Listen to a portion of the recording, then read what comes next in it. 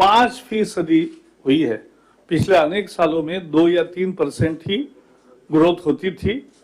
इस बार लगभग 16,000 करोड़ रुपए इसके एवरेज में दिए जाएंगे और इसका फायदा लगभग 50 लाख केंद्र सरकार के कर्मचारी और 65 लाख जिनको पेंशन मिलता है उनको मिलेगा। तो वेतन मिलने वाले कर्मचारी और पेंशनधारी इन सबको महंगाई का ज्यादा भत्ता, महंगाई भत्ता अब मिलेगा और 5% की उसमें बढ़ोतरी हुई है और 16,000 करोड़ रुपए इसके लिए लगेगा। मुझे लगता है दिवाली का एक अच्छा तोहफा है और वो एक महत्वपूर्ण फैसला था। 16,000 करोड़ रुपीस। नहीं, अभी कितना है? 31 नहीं, 16,000, 15,900 एंड ऑड अमाउंट है। हाँ, तो वो अभी आपका कितना है? डिटेल ये क्या है आपका तनख्वाह का डिटेल नहीं मालूम? 1 मिनट में बताता हूँ मैं। वो नहीं 13 है तो 12 या 13 तो 17, 12 to 17 हो गया। 12% था, अब 17% हुआ है। तो ये अच्छी बढ़ोतरी है और इसका सभी लोग स्वागत करेंगे, मुझे पूरा विश्वास है। दूसरा एक महत्वपूर्ण निर्णय था कश्मीर के विस्थापितों के लिए। आपको पता है कश्मीर में अनेक तरह से विस्थापित आए। 1947 में जैसे पाकिस्तान बना तो पाकिस्तान और आज का जो बांग्लादेश है वहां से अनेक लोग विस्थापित होकर आए। फिर 48 में जब पीओ के वो कबालियों का आक्रमण हुआ और वो कश्मीर का भारत में विलय हुआ, तब पीओके से अनेक विस्थापित आए और जम्मू कश्मीर को से, लेकिन उसमें 5,300 फैमिलीज ऐसे थे कि जो जम्मू कश्मीर में नहीं बसे, दूसरे प्रांतों में गए। बाद में थोड़े समय के बाद वो फिर से जम्मू कश्मीर में रहने गए। जो प्रधानमंत्री जी ने 2016 में पैकेज घोषित किया था विस्थापितों को 5.5 लाख रुपए प्रति परिवार देने का, एक मुश्त एक दफा 5.5 लाख रुपए उनको सहायता राशि देनी थी और रिहैबिलिटेशन के लिए, तो उसमें ये 5,300 परिवार शामिल नहीं हुए थे क्योंकि उनका वो जम्मू कश्मीर से बाहर प्रदेशों में गए, इसलिए उनके नाम उस लिस्ट में नहीं आए थे। आज एक महत्वपूर्ण फैसले में इन सभी 5,300 डिस्प्लेस परिवारों को भी ये 5.5 लाख रुपए प्रति परिवार देने का एक ऐतिहासिक निर्णय हुआ। ये उनके साथ न्याय हुआ है। अनेक साल उनके साथ अन्याय हुआ था, वो न्याय की दरकार में थे और ये न्याय अब आज हुआ है। मुझे विश्वास है कि इसका भी पूरी कश्मीर वैली में स्वागत होगा, कश्मीर और जम्मू कश्मीर के पूरे रीजन्स में। आपने ये भी सुना होगा कि कश्मीर में किस तरह से इस बार नवरात्रि के दिनों में भी सभी समुदाय इकट्ठा कर कैसे मनाया गया। और I will set out after I read all the 4 decisions. तीसरा एक महत्वपूर्ण निर्णय है कि प्रधानमंत्री किसान सम्मान निधि, जो 6,000 रुपए एक तरह से इनपुट के लिए किसान को खेती के खर्चे के लिए मदद के रूप में प्रधानमंत्री किसान सम्मान निधि के रूप में 6,000 रुपए प्रतिवर्ष दिए जा रहे हैं। उसमें 6 करोड़ से ज्यादा किसानों को अब तक दिया गया है और उसमें एक दिक्कत आ रही थी कि सभी जगह आधार सीडिंग, ये एक उसकी शर्त है, वो कंप्लीट होने को समय लग रहा था। इसलिए अभी 30 नवंबर तक उसमें राहत दी गई है कि सीडिंग उसके बाद में हुआ तो भी चलेगा, 30 नवंबर तक होना चाहिए, लेकिन तब तक राशि रुकेगी नहीं, लोगों को किस्त मिलेगी। 2,000 रुपए की 3 किस्त है। ये दुनिया की अनोखी योजना है। 87,000 करोड़ रुपए 14 करोड़ किसानों के लिए मंजूर किए हैं। उसमें लगभग आधे 7 करोड़ के लगभग किसानों को पैसे जा चुके हैं। तो ये काम शुरू है। केवल 2 राज्य में अभी नहीं है, एक बंगाल और दूसरा दिल्ली, क्योंकि ये राज्य किसानों के नाम भेजते नहीं। तो देश के करोड़ों किसानों को प्रधानमंत्री जी द्वारा भेजे 6,000 रुपए मिलते हैं, लेकिन इन 2 राज्यों में नहीं मिलते हैं। वो अब संघराज्य व्यवस्था है, तो वो कब क्या करते देखेंगे। लेकिन ये एक महत्वपूर्ण निर्णय हुआ कि अब किसी का केवल आधार सीडिंग नहीं है, इसलिए पैसे नहीं रुकेंगे। नवंबर तक उसकी जो टाइम लिमिट है वो बढ़ाई गई है। ये भी करोड़ों किसानों को तुरंत फायदा देगा और उनको अभी रबी क्रॉप के लिए जो इनपुट्स लेने हैं उसके लिए उनको भारी मदद होगी और ये करोड़ों किसानों को लाभ देने वाली योजना आज के मंत्रिमंडल के बैठक में निर्णय हुई है। एक महत्वपूर्ण निर्णय में आज मंत्रिमंडल के सामने नेशनल हेल्थ मिशन, इसके बारे में भी विषय आया। और जो हमने तरक्की की है सभी मानकों पर, भारत ने एक तरह से लोगों के आरोग्य सुविधाओं में इतनी अच्छी पहल की है कि जो सस्टेनेबल डेवलपमेंट गोल्स भारत के लिए 2030 तक साध्य करने का लक्ष्य था, जो हमने ही लिया था, उसको हम पहले ही अचीव करेंगे, यह आज की स्थिति है। इसमें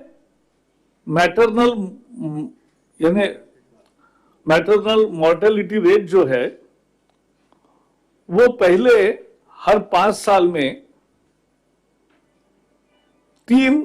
5% से कमी होता था।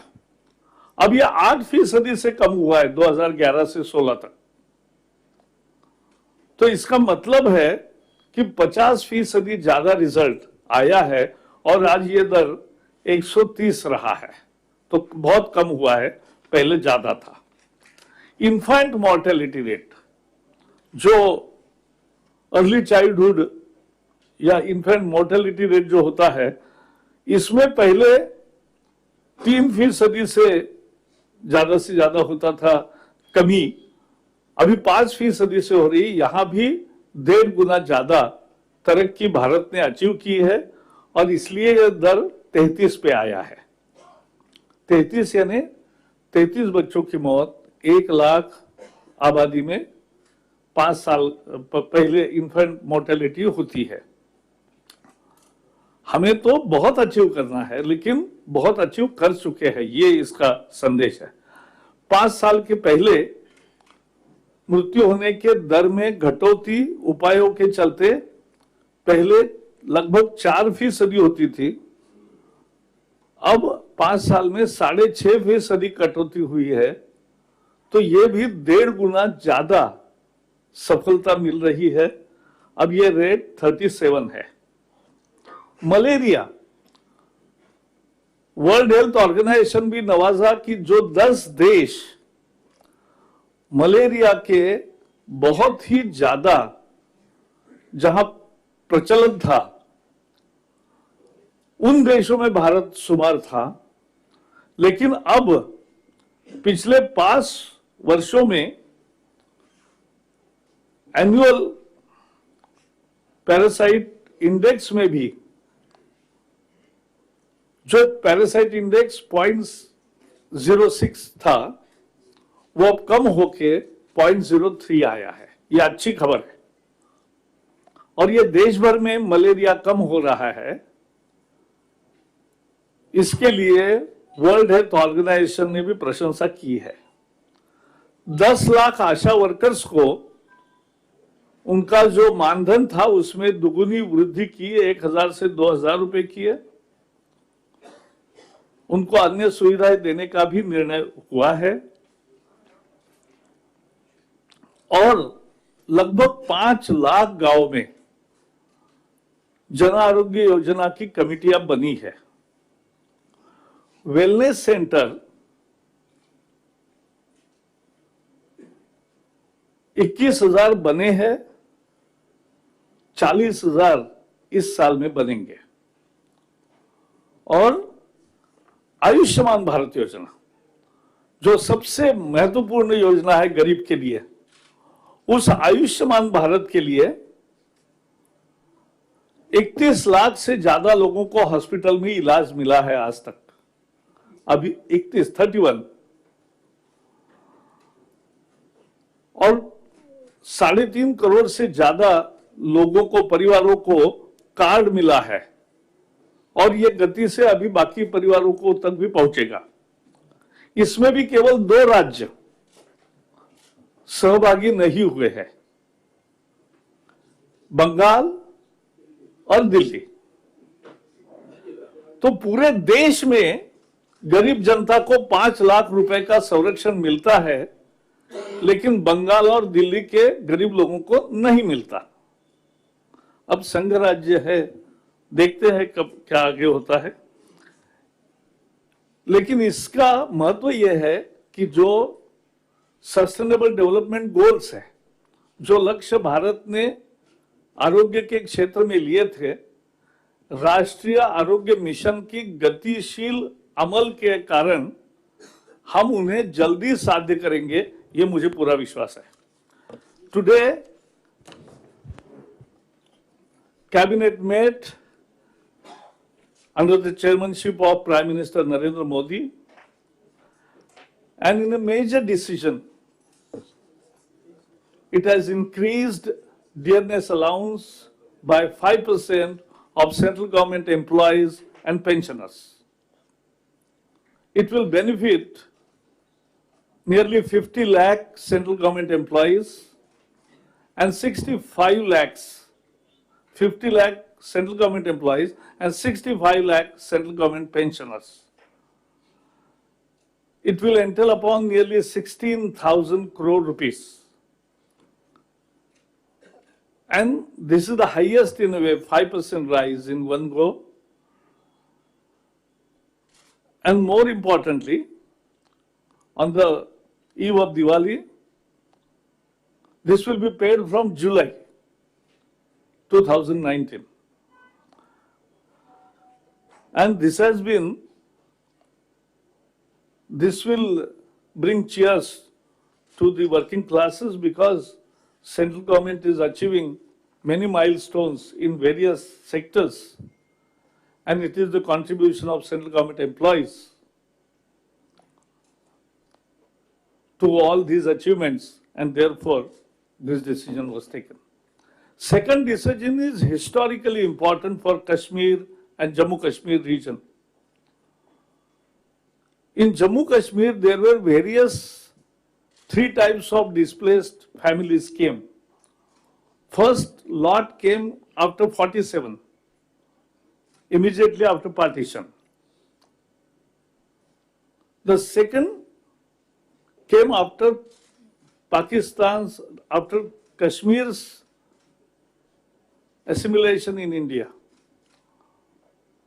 accession to India. And after that, from POK, families came. But some of the families, 5,300 families, came from POK but settled in other states other than Jammu and Kashmir. And therefore, the package which was announced by Prime Minister Narendra Modi in 2016 to give 5,50,000 rupees per family as a resettlement package was not granted to these 5,300 families because they were categorized separately by earlier regimes. Today we have done justice to them. Today we have removed that injustice. And now all these 5,300 families will also get 5,50,000 each family. And this is historical wrong being corrected. And therefore, this is also very important, and I am very sure whole Jammu and Kashmir region will be happy with this decision.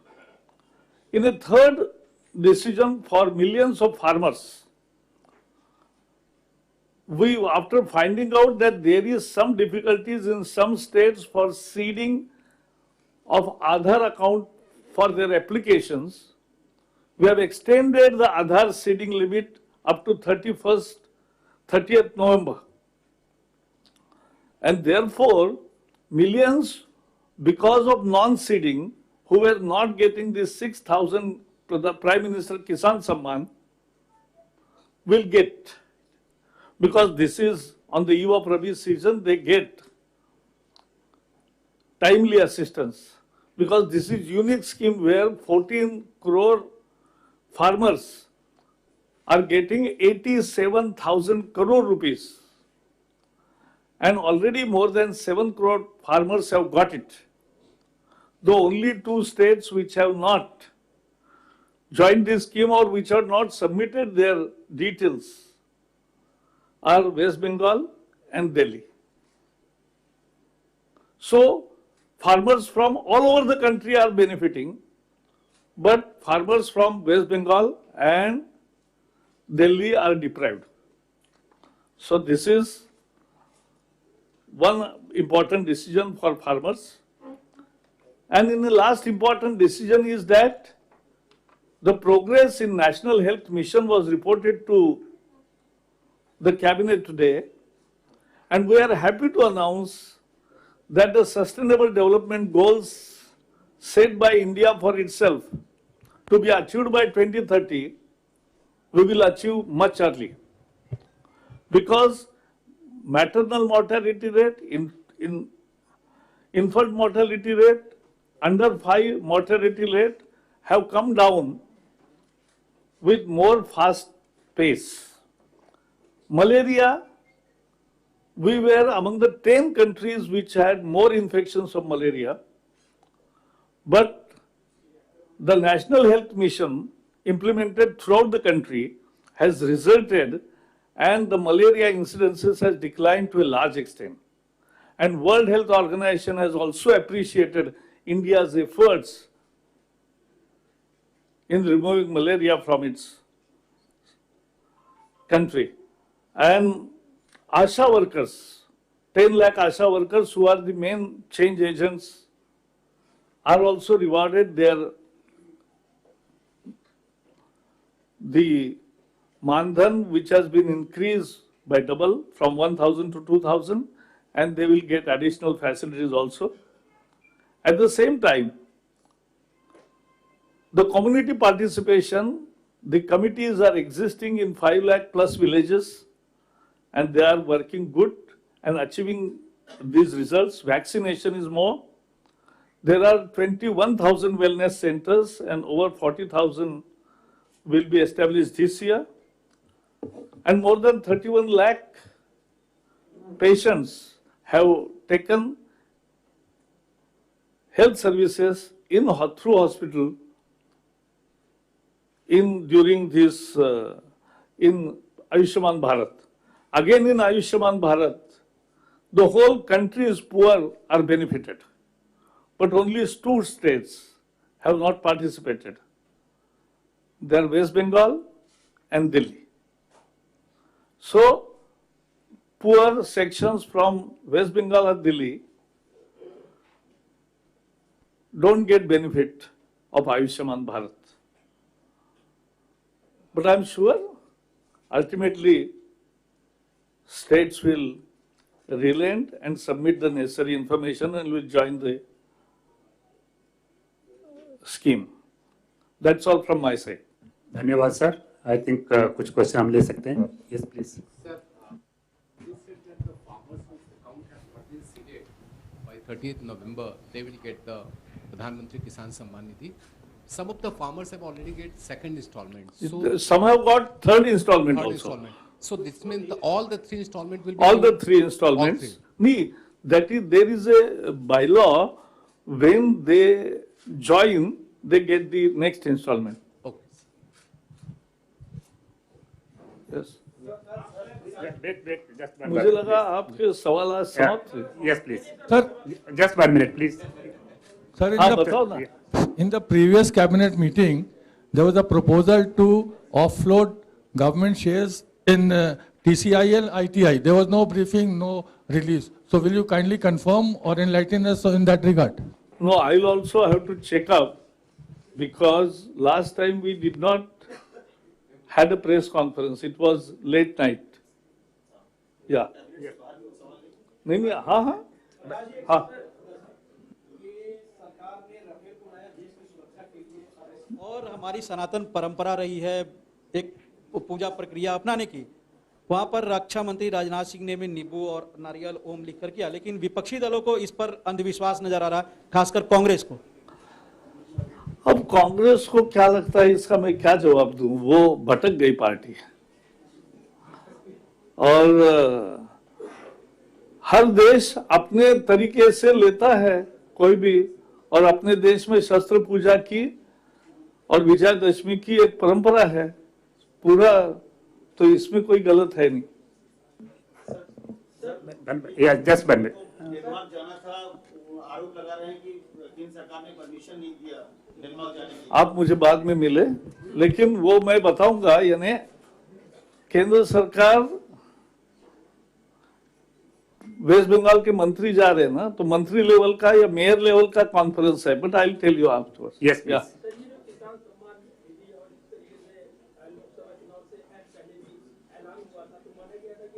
रही थी ये योजना. ऐसे में जबकि 2 राज्यों में चुनावी बिगुल बजा हुआ है, किसानों से जुड़ी हुई ये योजना है, आपको लगता है जो शिकायतें इसमें मिली थी इस बार ऐसा नहीं होगा और कहीं ना कहीं ये प्रभावित करेगी किस योजना के बारे में? किसान सम्मान योजना? हाँ, तो जो राज्य शामिल हुए उन सबको मिल ही रहा है, उसमें कोई बाधा नहीं है. Just 1 minute, just last. से जो विस्थापित की बात है, वो जो लोग देश के अलग अलग हिस्सों में अभी बसे हुए हैं या फिर पहले पीओके से देश के अलग अलग हिस्सों में फिर आप जेएनके में चले जो गए? फिर से जेएनके में गए हैं. Yes, please. Yeah. ये वो फैमिलीज है जो अभी जेएनके में है. देर से आए ना, लेकिन दुरुस्त आए, बहुत अच्छा है. बहुत बहुत धन्यवाद. Thank you, friends. Thank you very much. Thank you, sir. Was the live press briefing of the Information Broadcasting Minister, Mr. Prakash Javadekar, on the Union cabinet decisions and some important decisions there for central government employees, also some of the residents of Jammu and Kashmir, and also for farmers, and on Ayushman Bharat. And we'll be getting you all the details ASAP. But first, let's look at the headlines.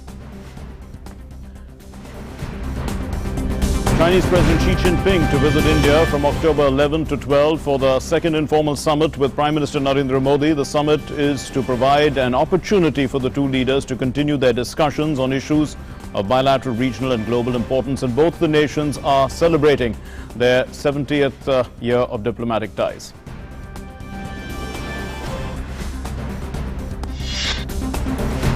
Electioneering picks up in Haryana. The BJP President Amit Shah to address a series of rallies in the poll-bound state. The Congress leader Bhupendra Singh Hooda also on the campaign trail.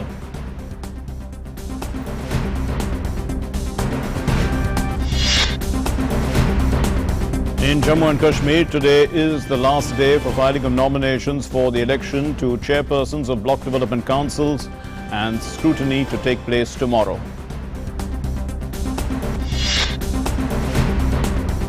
And in international news, the White House refuses to cooperate with the impeachment inquiry against US President Donald Trump. A letter sent to the Democratic leaders rejects the proceedings as baseless and constitutionally invalid. And in sports, in boxing, the six-time world champion MC Mary Kom advances to the quarterfinals of the World's Women's Championship in the 51 kg category. Jamuna Boro also marches into the quarterfinals.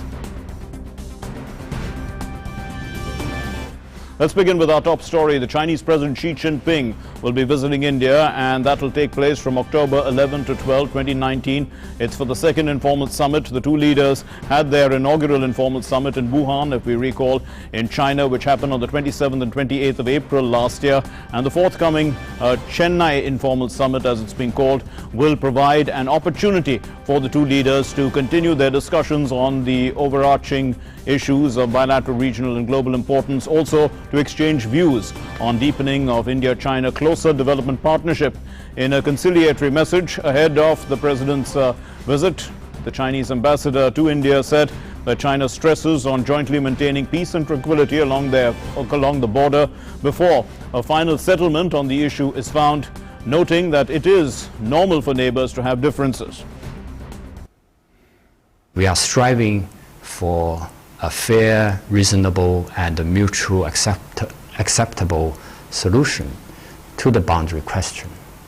And before the final settlement of the boundary question, we need to jointly maintain peace and tranquility in the border areas.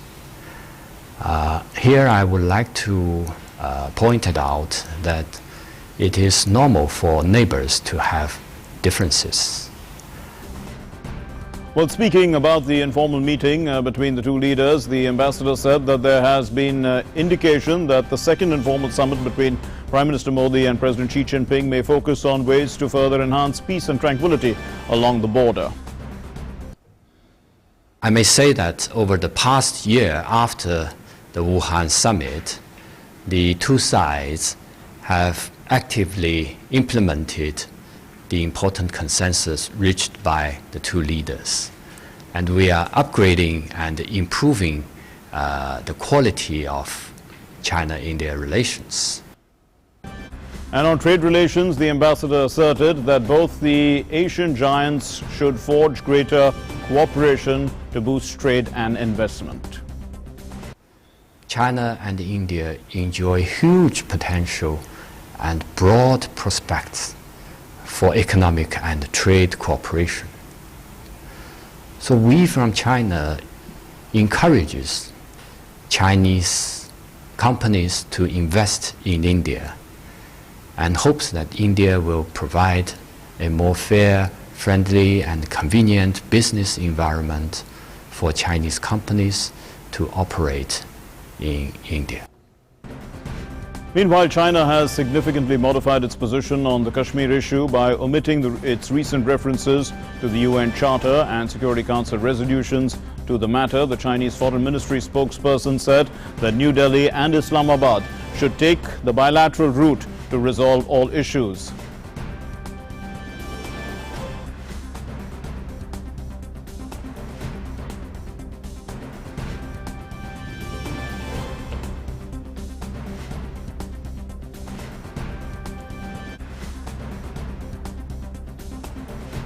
So let's take a look at this particular summit. That's the Mamallapuram Summit, October 11th and 12th, 2019, a little close to Chennai, about 50 kilometers away from Chennai. The Chinese President Xi Jinping to visit India from October 11 and 12.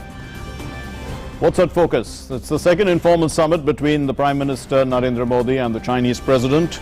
That's important. And Chennai informal summit provides an opportunity, as we said, for the two leaders to continue their discussions on the overarching issues, and we mentioned them as bilateral, global and regional issues of importance. So these are the issues that are going to be in focus in the broad sense. But let's break them down a little bit also. The summit will be held in the coastal town of Mamallapuram, as is mentioned right at the top.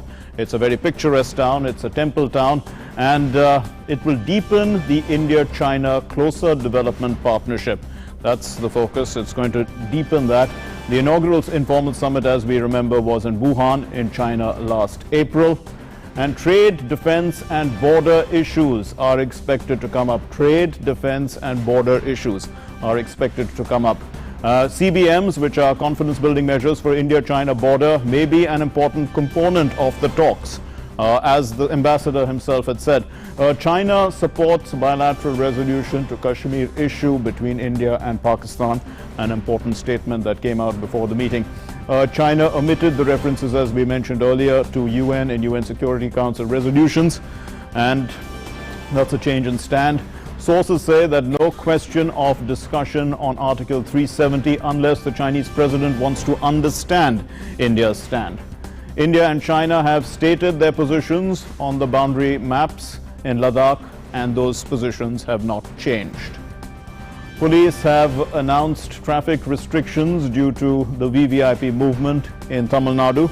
So the police have also gotten to the act, and the Madras High Court has given permission, of course, to put up banners to welcome the two leaders and the Chinese president and the Indian Prime Minister.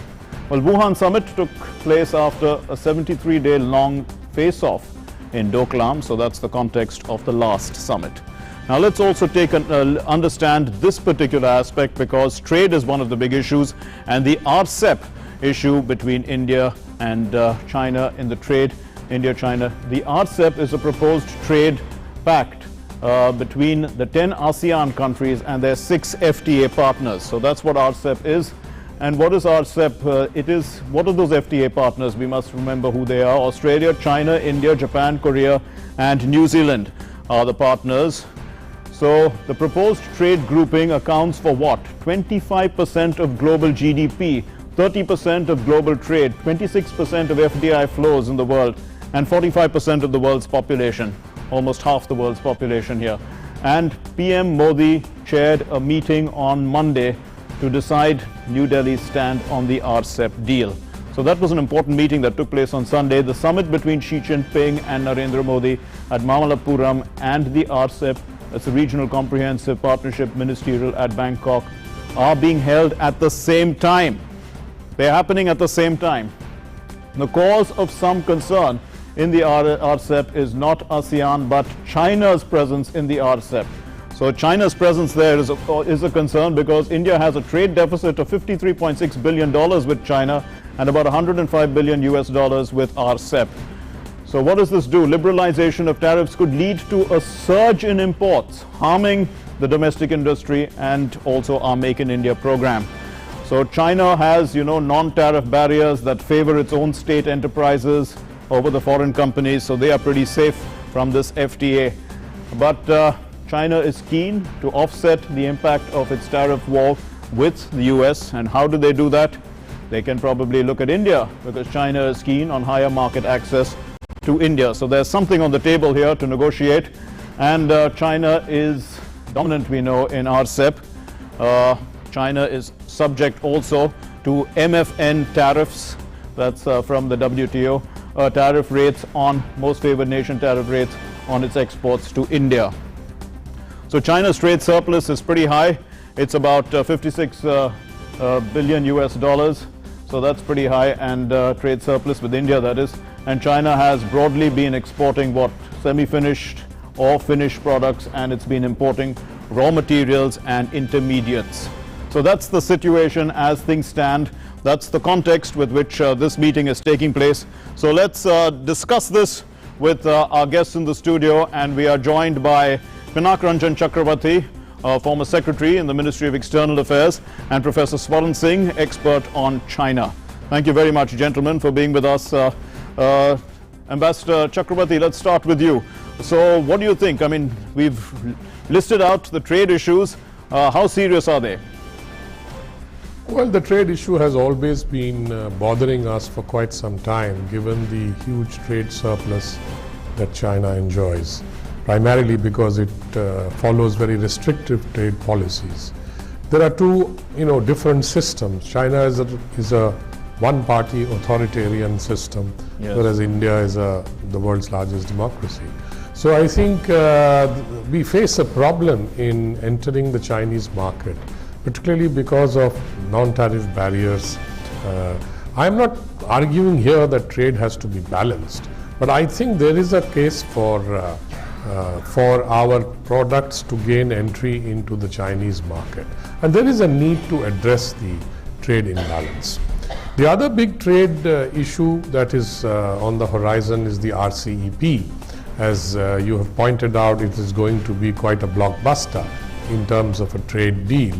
That will again, I think, if we go below the MFN rates for goods that will enter through this RCEP, then again China stands to gain a lot, because it will get the duty-free or the trade privileges that the RCEP will include. Yes. Hence, again, we have to look at it very carefully and negotiate, what guarantees would be there for our goods to enter the Chinese market and other markets of the countries that form the RCEP. Right. There is, for example, a great deal of worry on what will happen in the dairy sector because of New Zealand and Australia, which are both very very strong in the dairy sector.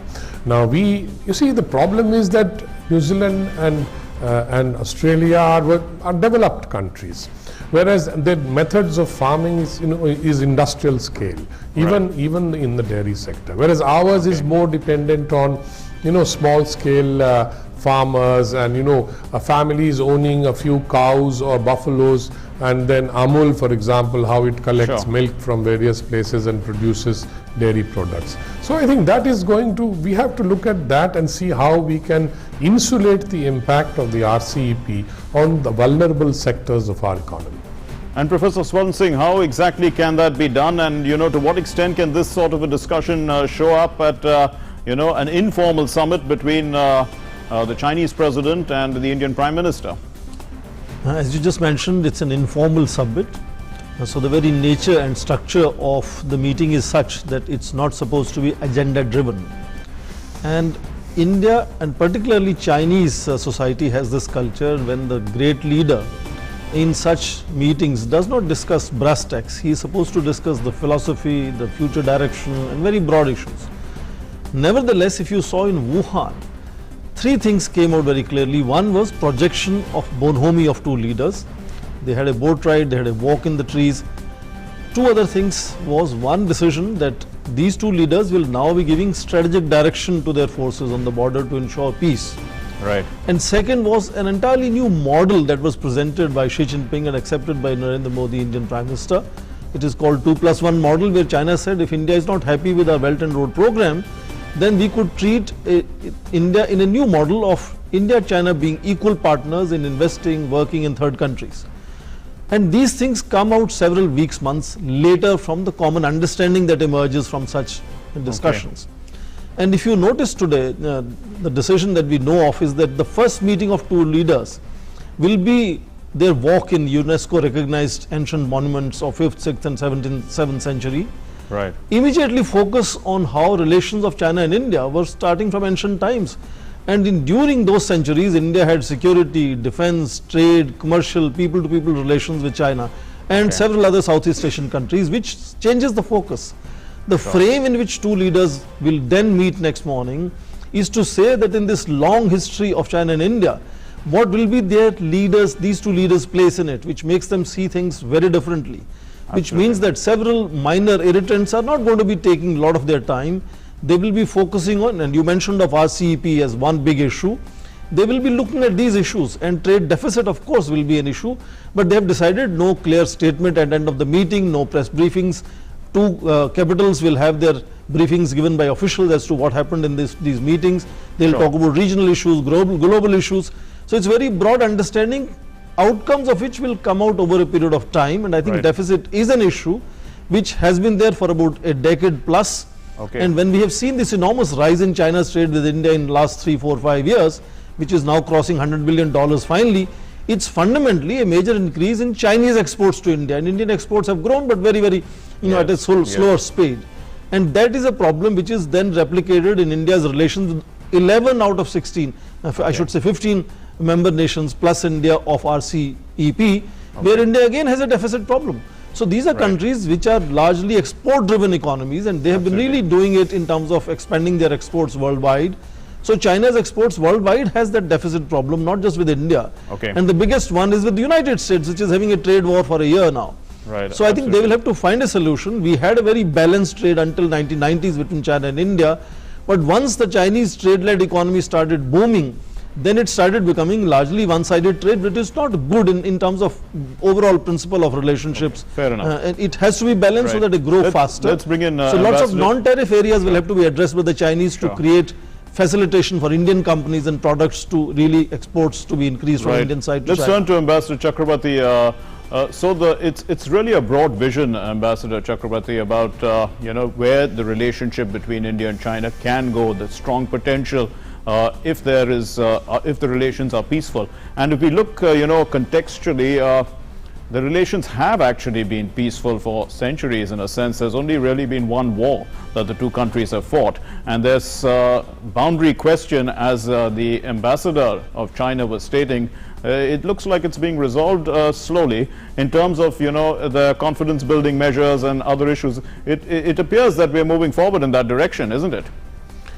Well, I think what has happened is that you will probably see a reiteration of peace in general, in the sense that we will maintain, the Chinese ambassador also said the same thing, peace and tranquility at the border. We will perhaps think of more CBM so that there are no broader clashes.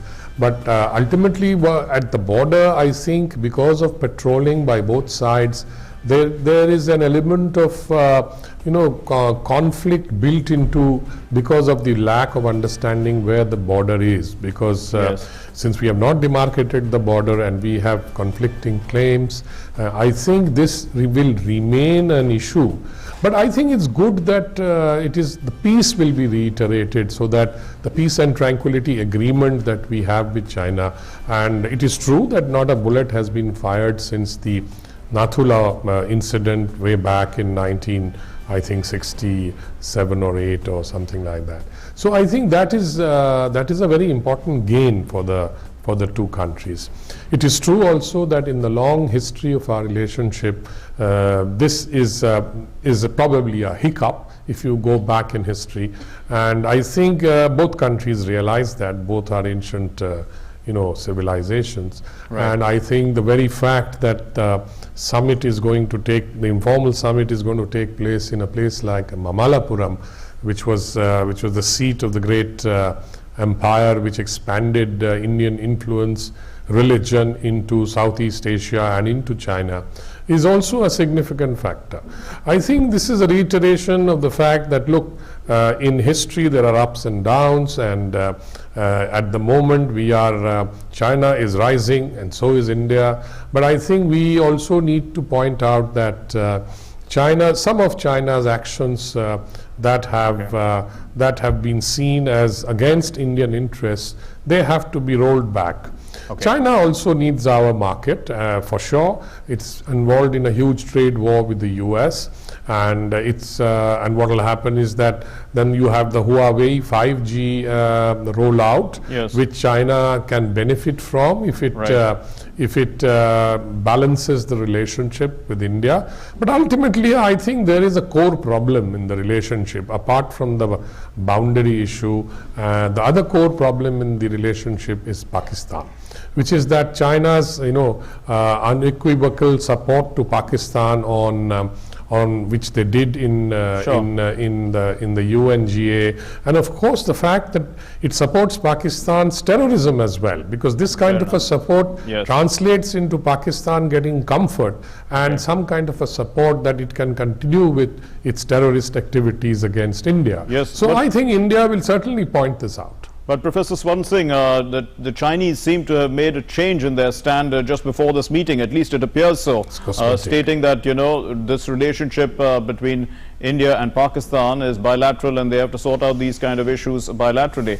So, and they also did not, there's no question of discussing Article 370 as sources within the government say. So how do you look at this particular problem of Pakistan in the equation as Ambassador Chakrabarti points out?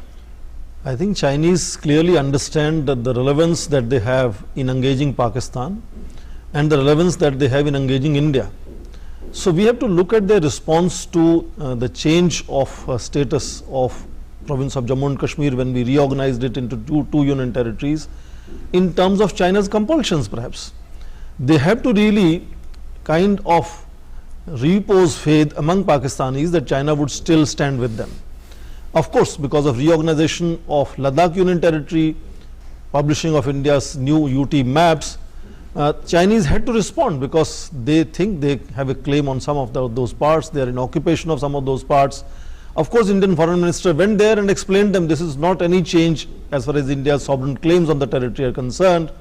But they had to make some noise, but the noise was obviously much more than we thought they would make, because they not only took the whole issue to the United Nations Security Council again to make sure Pakistan believes that China stands with them, but as recent as last week, Foreign Minister Wang Yi in his speech to UN General Assembly made mention of UN Charter and UN relevant resolutions, which was really not how Chinese policy stood on these issues. Okay. And the return now to say that China's policy stands, as I said, clear and consistent, and they omitted mention of those UN resolutions, is where China stood from late 1970s, where China wants to stay neutral in India-Pakistan relations, expecting these two countries to resolve their issues on their own. At highest level, President Xi Jinping in Pakistan, addressing the Senate, had said this. Long back, their very famous Foreign Minister Chiang Kai-shek had said that many times in many countries, that South Asian nations have to resolve their issues with India. There was a change after August 5th. But they have now come back clearly, obviously to make sure that the summit meeting that is happening between President Xi Jinping and Indian Prime Minister Narendra Modi stays successful, and they don't want to lose that out.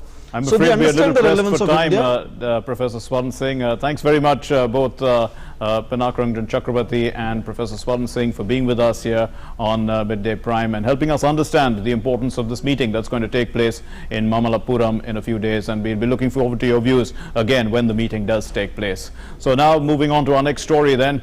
The Election Commission is visiting poll-bound Haryana today to take stock of the preparedness of assembly elections in the state, scheduled for October 21. During the two-day visit, the Chief Election Commissioner Sunil Arora, along with Election Commissioners Ashok Lavasa and Sushil Chandra, will be holding a series of meetings with various stakeholders.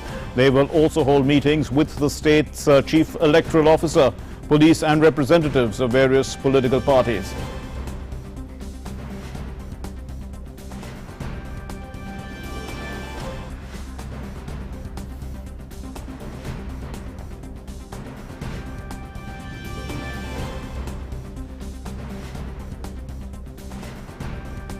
And the BJP President Amit Shah is on a campaign trail in Haryana, where the assembly polls are scheduled to take place later this month. Addressing a rally in Kaithal, the BJP President and the Home Minister said that it was the Modi government which showed the courage to withdraw the special status of J&K under Article 370. कई लोग चले गए, 3-3 पीढ़ियों तक शासन करा, मगर हिम्मत नहीं थी धारा 370 हटाने की। ये हरियाणा की जनता ने मोदी जी को प्रधानमंत्री बनाया, पहले ही संसद के सत्र के अंदर धारा 370 को हटाकर कश्मीर को भारत का अभिन्न अंग बनाया। इस प्रकार की बातों में दलगत राजनीति से ऊपर उठना चाहिए। कांग्रेस पार्टी के नेताओं को यह भी मालूम नहीं है। And the Union Minister Ravi Shankar Prasad visited Patna Medical College and Hospital to take stock of the situation after the flood water receded, and he met patients undergoing treatment. Patna has seen a sharp increase in the number of dengue patients after waterlogging in parts of the city following rains. A special ward of 75 beds has been made for dengue patients at the PMCH hospital, and Ravi Shankar Prasad said that the centre and the state governments, they are working together to control the outbreak of diseases. सरकार सब लोग मिलकर काम करेगी, कोई कमी नहीं होने दी जाएगी। हमारे पार्टी के कार्यकर्ताओं ने, युवा मोर्चा के कार्यकर्ताओं ने यह भी आग्रह किया है, किसी को ब्लड की आवश्यकता होगी वो ब्लड भी दिया जाएगा। हम लोग सब लोग इसीलिए घूम रहे हैं कि बाढ़ के बाद जो जनता ने बड़ी हिम्मत से बाढ़ की आपदा को झेला है, तो बीमारी से किसी को परेशानी नहीं हो, इसीलिए मैं यहाँ आया था। And you're watching Midday Prime, and it's time now for news and updates from the world of business.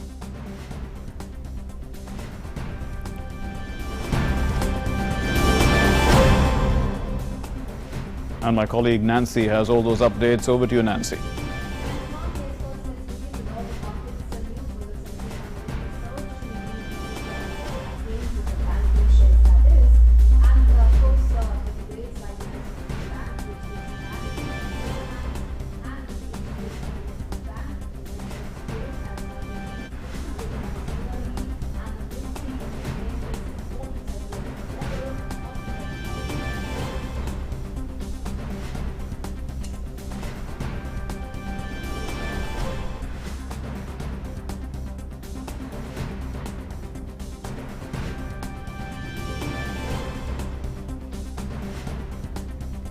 Well, that update about the markets, the Sensex and the Nifty had surged in the noon deals today, led by gains in the banking heavyweights like the ICICI, the HDFC, Kotak Mahindra and the IndusInd Bank. The Sensex rose nearly 328 points and the Nifty reclaimed its important psychological level of 11,200. Moving on now, 5 Indian architecture firms are now in the race for the centre's ambitious project to redevelop the Parliament building and the Central Vista. A firm will be finalised before Diwali and the work on the project will begin early next year. On the 2nd of September, the Union Housing and Urban Affairs Ministry had invited requests for proposal from national and international design and planning firms for the project being executed by the CPWD. In more news, at least one route of the remaining 3 corridors of the Delhi Metro Phase 4 may get the Metro Light system, which is cheaper and piles on the surface like normal trains. The centre has asked the DMRC to carry out feasibility of the system on the identified roads. The DMRC will do feasibility studies of each stretch under Metro Phase 4, which is yet to get the approval. Now, this move is likely to reduce the cost by 25 to 40% compared to the existing metro system. And the centre is mulling an ambitious plan to create a 1400-kilometre long and 5-kilometre wide the green belt from Gujarat to Delhi-Haryana border on the lines of the Great Green Wall running through the width of Africa from Senegal to Djibouti to combat climate change and desertification. Though the idea is still at a nascent stage, it has already generated a lot of excitement and interest among officials in different ministries who believe that the project, if approved, may turn out to be a legacy program in India's efforts to deal with land degradation. And moving on now, led by Amazon and Flipkart, the e-retailers in India have achieved a record $3 billion of gross merchandise value in the first 6 days of the festive sale from September 29 to 4th of October. According to a report, given the momentum seen in the first edition of the festive sale, the entire month of October is expected to generate up to $6 billion in the online sales. So that's a good news that's coming in for the e-retailers in India. And with that, it's a wrap on the Business Prime markets. Back to you for the rest of the news. Thanks very much, Nancy. And now let's take a look at what's making news across the world.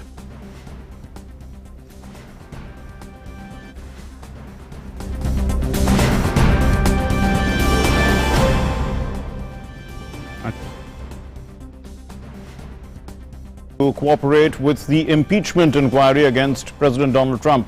A letter sent to Democratic leaders rejected it as baseless and constitutionally invalid.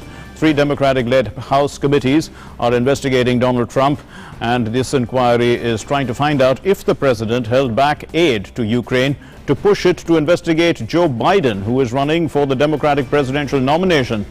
The letter came shortly after the Trump administration on Tuesday abruptly blocked a key witness in the Ukraine scandal from appearing before a congressional impeachment inquiry.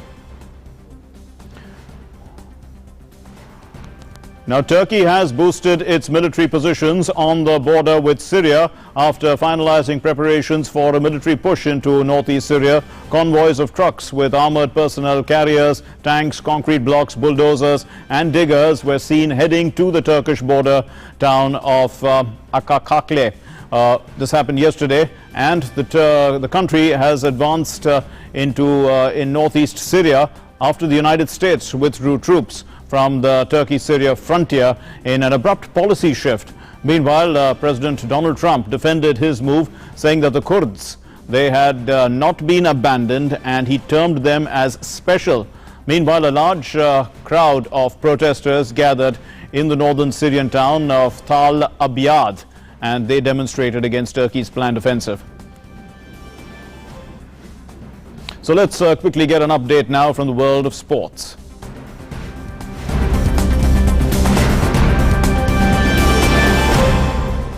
And here's Tapas with all the details. Over to you, Tapas. Well, thank you, Mark. So let's start with the second test match. After a 203-run win against South Africa at Visakhapatnam, India would want to continue their dominant home run and seal the series with a win in the second test at Pune. On the other hand, the visitors would aim to secure their first win on Asian soil in 4 years and keep the series alive. Improving on near perfection would be India's aim, while building on the small positives from a huge loss will be South Africa's focus when the two teams clash in the second test starting from Thursday. Virat Kohli's men ticked almost all boxes during their 203-run win in the opening encounter in Visakhapatnam, and they would like to maintain the same intensity in their bid to seal the series in Pune. It is difficult to improve upon a perfect show, but trust Kohli to find a new challenge for his team in his pursuit of excellence. Rohit Sharma's 2.0 blockbuster re-entry into Test arena as an opener with twin hundreds worked wonderfully well, with Mayank Agarwal also showing signs of making every chance count, as he did with his maiden double hundred in Visakhapatnam. India's opening woes, at least for the next 4 tests, have been taken care of. While India, unless forced by an unforeseen injury, are unlikely to change their playing 11, South Africa might be tempted to drop one among Senuraman Muthaswamy and Dane Pete, who were taken to the cleaners by the Indian batsmen. If Pete is dropped, the Proteas could be tempted to try Lungi Nigiri, who could make a difference with his pace and movement. The key for the Proteas would be to bat first and bat big, if they are to have any hopes of causing an upset. In any case, it will be an uphill battle for the visitors. Sports Desk, GT News. From cricket to boxing, Indian woman boxer Jamuna Boro stunned 5th seed Odat Sifo in the last 16 stage to enter the quarterfinals of the World's Women Boxing Championship. Boro defeated the Algerian and African Games gold medalist 5-0 in the 54 kg to make the last 8 and be just one win away from securing her maiden world medal, that too on debut. The 22-year-old employed with the Assam Rifles was slow off the blocks but became the dominating aggressor as the bout progressed. The Assamese, whose mother worked as a vegetable seller to financially support her sporting aspiration, is a gold winner from this year's India Open. She was a bronze medalist at the 2015 Youth World Championship also. Meanwhile, earlier 6-time champion and 3rd-seeded MC Mary Kom advanced to the quarterfinals of the 51 kg, winning her opening bout.